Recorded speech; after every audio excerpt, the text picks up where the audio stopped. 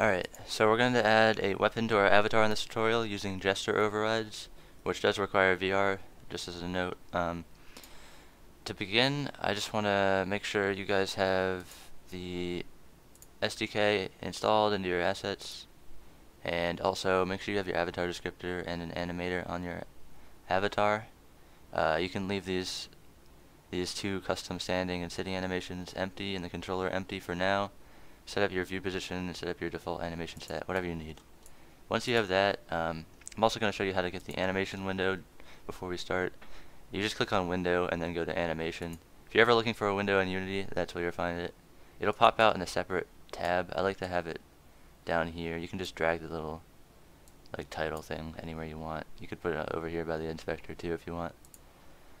Once we have that, we need another gesture override or animation override. So we need to go into the SDK and then do examples, then sample assets, animation, and then custom override empty. You'll see that it has a plus in the bottom left.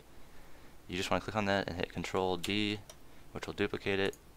The one you have selected is the one you duplicated, so rename that one to, I don't know, gesture override. It's not just for gesture overrides, but for this tutorial that's what we're doing. You can override any animation you can see here. Now what we need to do is actually add our gun to our character's hand. We need to parent it to the hand. And to do that, you need to go to your character, then go to the armature, then go to hips, and then it might be called spine 1, spine 2. But you basically want to go up the spine, starting from the hips, go up the spine until you get to the shoulders. So I'm going to put this in the right hand, so I'm going to go through the right shoulder, right arm, right forearm, and then here's the right hand. We want to open that up. So I already have a gun set up. Basically you just want to drag the model into the right hand and it'll make it a child of the right hand. So that's really all you need. Mine's already scaled beforehand just to make this tutorial a little bit quicker, but yeah, there's a scale tool up here you can use, or you can type in the numbers manually, and you need to move it around so it fits in the hand roughly where you want. We'll probably have to move it later. I didn't set it up exactly just so I could show you how to move it. But yeah, say if you want it, a little bit over there, a little bit over here. For me, I want my thumb to wrap around the little handle, and I want the fingers to wrap around the front of the handle, and the finger to be pointed out like that, which will change later. Now, we're going to have to duplicate our character so we can animate it. The reason we do this is if we don't, when we're making an animation, our character might get stuck in one of those default poses that VRChat animations have, and then it won't be in the T-pose when we upload like this. So to get around that, we make I already unchecked it, but we make a duplicate called Unity Gen 1, and then we uncheck right here in the inspector the original one. This is the one we're going to upload, the original. I'll refer to that as the original from now on. And this is the duplicate. This is the one we want to animate on. So the original is hidden because we set it not active with this checkbox. Now, we're going to need just an empty animation controller. So we're going to right click in the asset folder, create, and then, or animator controller, that's what it's called. This can just be called temp or something. You don't really need it for anything but doing the animations. We're just going to drag that into the controller slot of the animator on our duplicate. If you don't have one, just add one, it's fine. You do need one on your original too, as I said in the beginning. Now that we have that, when we go to the animation tab, we should see a create animation clip button here. So actually, before we do that, to make things a lot easier, so if we create this animation clip, like, I don't know, spawn gun, you're gonna have to go through all this and find like the left hand, middle, 1, 2, and 3, and add all of these, these little properties. We don't want to do all that work, so what we're gonna do is, instead of having this temporary one, just for a second, we're gonna throw the gesture override one in there, into the controller slot, and then we'll open up the animation tab. You'll see a bunch of animations here, and they're all read-only. They're actually exactly the same, every single one of them. So if I play this, it's just, the hands aren't changing. Even if I select finger point, you'll see the hands aren't changing. But what it does have for us is, you'll see we're doing the right hand. It has all these properties set up for us. So if we just copied these, we could use those ourselves. But there's an important note. We don't want all this stuff in here, because a lot of this is moving the arms and legs and whatnot. We want just the hand, dot, and then index, little, middle, ring, and thumb. We also don't want the hand Q or T, because that will be controlled by VRChat. So we're going to find the beginning of the hand fingers, which will be called hand index 1. And we're going to start dragging here to select the first one, and then we're going to keep going down, and you'll see I can't reach any further, so we're going to hover over this scroll bar, scroll down until we get to the thumb, and stop our selection right at the thumb. So you'll see I have exactly all the fingers selected, which should be 15 different nodes. We're going to make sure this red line is right here on top of them, and then we're going to hit Control C, which will copy it. And now we can go and put our temporary controller back onto the animator. Go to our animation clip we made. If it's not here, just click Create here and name it something like Spawn Gun. And now we can just paste those in. Now you'll see we'll go to the default pose. That's normal, don't worry about that. But we want to make sure we only have these 15 or so. Might be more than 15. Yeah, there's a spread modifier too, so it's actually 20. But yeah, we'll have all these set up. So now we can change any of these values. If I look at my index finger, 1 stands for the first bone in the index finger, 2 is the second, and then 3 is the third. So now we just need to make sure we have our fingers in the right position. So for me, I actually want the thumb, if I can get a good view of it, I want the thumb to wrap around this here. So I believe if I change this, also if you're changing these, you can type these values in here, or you can select just to the left of the values. You'll see a little slider bar pop up. So if I move that like that, you'll see it kind of wraps around. It's not exactly how I'd like it. So we're just going to mess with these thumb values till it looks decent. It seems a little bit unnatural to me. I can't get a very good view.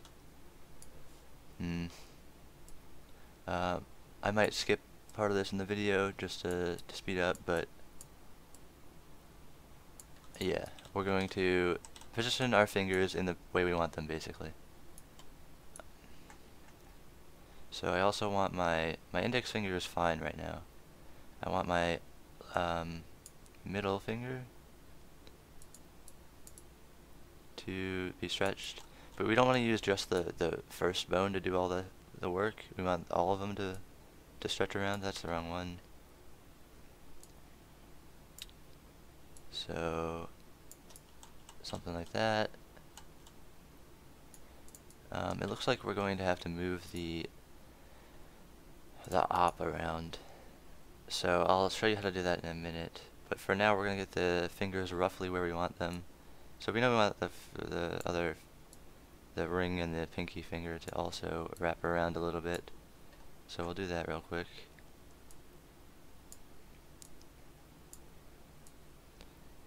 Alright, there's roughly what we want. Now you can see these are slanted upwards a little bit, so we actually need to rotate this. Since we're editing the second duplicate, if we rotate this, it's not actually going to affect the original. So we're going to have to copy whatever edits we make back to the original. So I'll show you how to do that. We're just going to accept this animation here as what we want for the fingers, and now we're going to rotate this. So first off, we want to make sure we're not in edit mode. I'll show you what happens if we are in edit mode. You'll see if I move this, it added a property down here, which means when this animation plays, it's going to move the op physically around. So we don't really want that. We'd rather have it be in the right position from the start. So we need to exit animation mode. You can tell you're in animation mode if these are red up here or this is checked. So just exit that. You'll see these controls are now black. So for this, we need to go to the rotation tool and there's a little red thing there to rotate it on that axis that we need. So we need it more like this, I believe, and it needs to be more forward and a little bit more up. It's kinda hard to see. Maybe a little bit more over and actually a little bit down.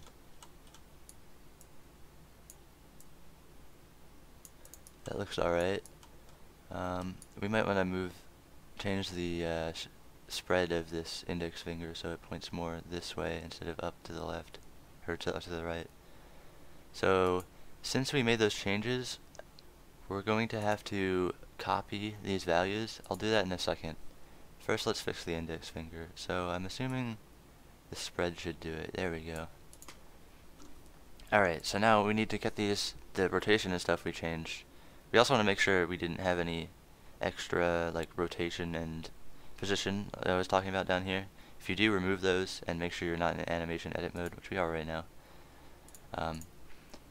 So to copy these values, the rotation and transform and whatnot, just click on the transform. There's a little gear in the top right. Hit copy component. That'll copy it. Now we can disable our duplicate and go back to our original, and we select the op in the hierarchy, just the beginning, not the that's down here part, but just the root node or whatever. And then we can click the gear on this one and just hit paste component values. And oh, I'm doing it on the wrong one. Whoops.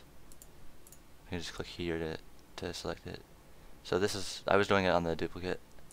If I paste it on the original, you should see it moves. It might look a little bit weird, but you saw with our animation it worked out perfectly fine. So yeah, if we want to test it, I suggest deleting your duplicate and reduplicating it, just to be sure you duplicated it properly, so it has the right position. Drag the temp controller in there, and then go to animation, hit play, and yeah, you should see it is properly set up. We missed one thing though. One important thing. You see our animation consists of one frame. We actually want it to be 2 frames. You can see the frame count right here. So if I move this over, you'll see, oh, it actually didn't change because the animation length is 0. But on our duplicate, we want to go back to our animation, and then we want to select all of these here, copy those, drag this over to the second thing, and paste them on. This is only after you're done. If you don't do this, your character might, like if there's any difference between these 2 frames, your character might spaz out his finger, or the gun might appear and disappear and whatnot. Yeah, you want to make sure these frames are exactly the same. So if you make any edits later, make sure you duplicate them and put them on the second frame. So now we have that. If we look at our animation, it looks perfectly fine, even on the second frame, which is what we want. We also need to add a property. You can either do this by adding the property and going through all the hierarchy here, and then finding the game object and then setting it active. What I like to do is make sure you're in animation record mode, or whatever it's called, and then just double click this, and it will add the property for you. So what we're doing here is basically we're going to have our gun invisible when we upload, and when the animation is playing, we're going to have it active. So we just click that checkbox, it put the property down here, and we also need to copy this property and paste it into the second slot. So now, when we play our animation, it's going to activate this game object. And that just makes it so you'll see it only when you do the gesture, and not all the time. And that's exactly what we want. So let's exit out of animation record mode. We can hide our duplicate, go back to our original, and I'm somehow upside down. There we go. And now we're going to want to, first off, we want to select this gun and actually deactivate this. Like I said, we want to have it uploaded as inactive and only active when the animation plays. So to slot that, or to get that animation to play on a specific emote, you need to click the override controller you made and drag the animation you made into one of the gesture slots. So the gesture slots are finger, fist, handgun, hand open, rock and roll. I like to do rock and roll, and I think victory is also one. I'm not sure. But drag it into whatever gesture you want. For me on the Oculus, rock and roll is very easy not to like accidentally press. Actually, we need to set up the custom standing animations and custom sitting animations and the controller here with our gesture override, which I forgot to say. So once we do that, then we're good. So we can go to the VRChat thing and upload. See, I have no arrows here. So yeah, I'll cut to the game now. Okay, so we're in game. I'm currently in my toucan avatar. But if we switched over to the new avatar I got, you should see when I press the right buttons, op pops out, our hand is in roughly the right position. It could be moved up a little bit, but yeah, there it is.